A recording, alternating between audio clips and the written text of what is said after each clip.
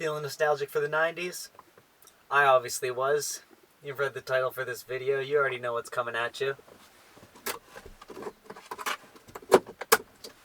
C+C Music Factory, Make You Sweat. Released in 1990 by Sony Music Entertainment. This album contains the one-hit wonder, Everybody Dance Now. You can't forget it. But besides that, I didn't really know much about C+C Music Factory. They say on the back here, rock plus soul plus funk plus pop plus techno equals C+C Music Factory. Those are a lot of genres. I enjoy quite a bit of music from a lot of those genres, so I figured, hey, let's give them a shot for real instead of just knowing, Everybody Dance Now! I'm not here to get your hopes up at all because maybe 3-4 of the tracks here are pretty listenable. Other than that, it's a forgettable pile of junk that I'm going to tell you all about right now. It kicks off taking no prisoners. It knows what the hit is. It knows what gets people going. Everybody Dance Now, gonna make you sweat. This song is a classic. This album sold millions of copies in both the States and Canada, and the reason you bought it was this track. Everybody Dance Now, Make You Sweat is 30 years old and still remains a classic pop party-starting anthem, and the echoes of its impact still are heard to this day in some popular dance music. It's understandable for a debut album that Cole and Sibelius would front-load this album, but that comes at the cost of the album listener who is willing to sit through over an hour of dance music to really jive and bump to the grooves that you put down. I'm just a bit of a fanatic that can't seem to ever get enough music. The unfortunately uncredited but impassioned and catchy as hell singing of Martha Walsh is a good example of how much the band and the label value kind of integrity and wholesomeness. Her vocal performance on this album, particularly the Everybody Dance Now line, is a line that's synonymous with this song and the band itself. If the opening synth lines don't jump to the forefront of your mind the second that line is said, then you might have just been born in the past 15 years or so and been blessed by the wonderful music of the past couple of decades, or maybe you're just cooler than me.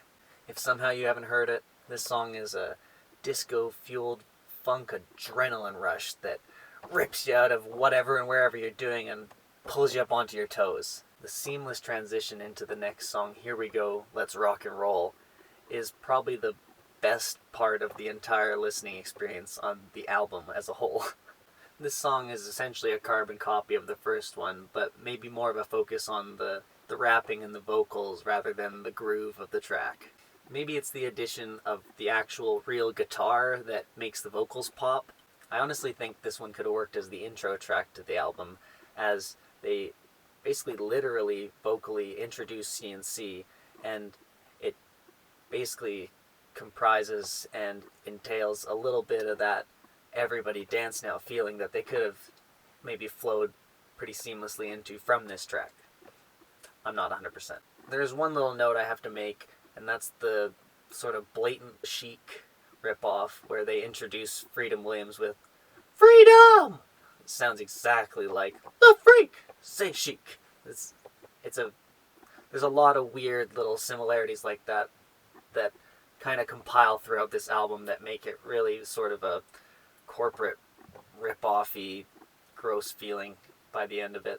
The borrowing of popular little gimmicks of other artists becomes even more pronounced in the next track, Things That Make You Go, This song is basically the only example that I can find that they actually do an excellent job of borrowing those ideas and implementing them.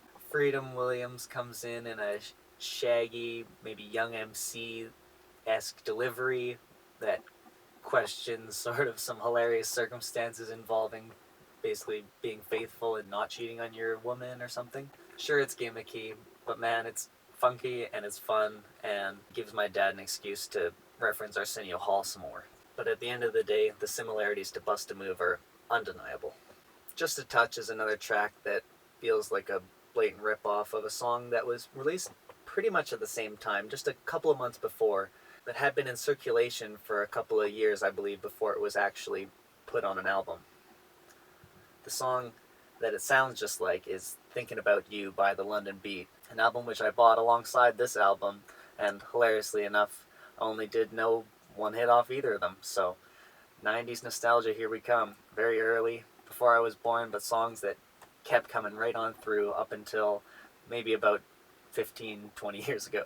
My biggest annoyance with this track, however, is they count it in, but only a solo synth comes in after the count in. The synth is quickly followed up by a drum beat, but you really can't find a reason for the count in. I won't come outright and say this is a stolen track, but I'm just gonna kind of shake my head and try to move on.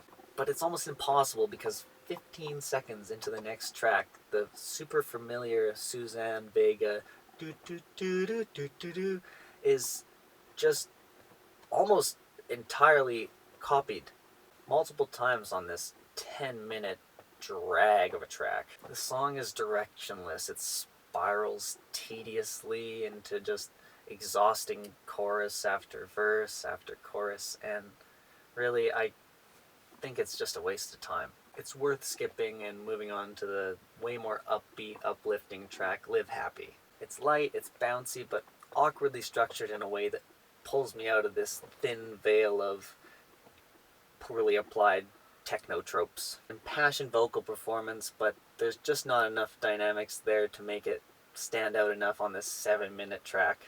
The album deserves some credit where it tries to experiment with all kinds of different influences and sounds from all kinds of different genres, but ultimately it's awkward and poorly put together in a way that just kind of feels super forgettable. Like the minimalistic reggae drum beat on top of the synthed out "Ooh Baby." It's awkward, annoying, and just doesn't say anything. The influences keep adding up with the sort of TLC Destiny's Child flavored track, Let's Get Funky. Another example of them actually doing a decent job taking from somebody else's ideas. This track is admittedly pretty smooth, but lyrically, from a band that coined the phrase, "Everybody dance now," I didn't pick up this album for the lyricism. And this stumbles into another track called Giving It To You, which is just another blatant example of just a foul 90s, boring, nothing track. It's unsexy, generic. It has a fun little scratchy outro, but there's really nothing that can save this one.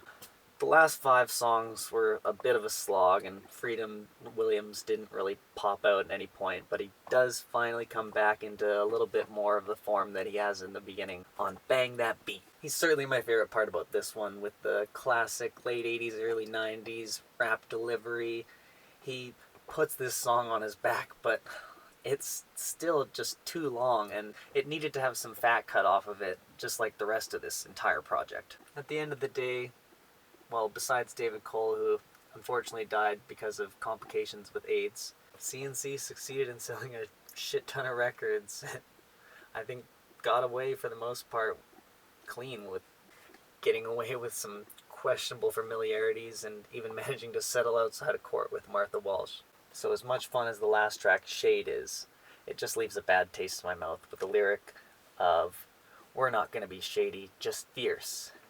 When a line like that comes out, it undercuts the entire album because they didn't credit the most important vocalist on the album, allegedly because of her non-Hollywood-esque look and older age. But I've also heard that she didn't think it was going to be a hit and didn't really want anything to do with the album until it became an entirely giant multi-million record-selling album that exploded at the time of its release, propagating a Eurobeat sound into a Western audience quite effectively. I'm glad I picked it up to give it a try, but I'm certainly looking forward to sending this back into the abyss that is my local thrift shop. It doesn't meet the standards of today's electronic music, techno music. If you catch yourself getting a little nostalgic and maybe thinking about picking it up, don't worry about it. It's on YouTube. You're not getting anything more out of picking up a physical copy of this. Sorry, CNC. Not today. But you had your time in the sun. Thank you everyone for watching. Hope you're having a wonderful day.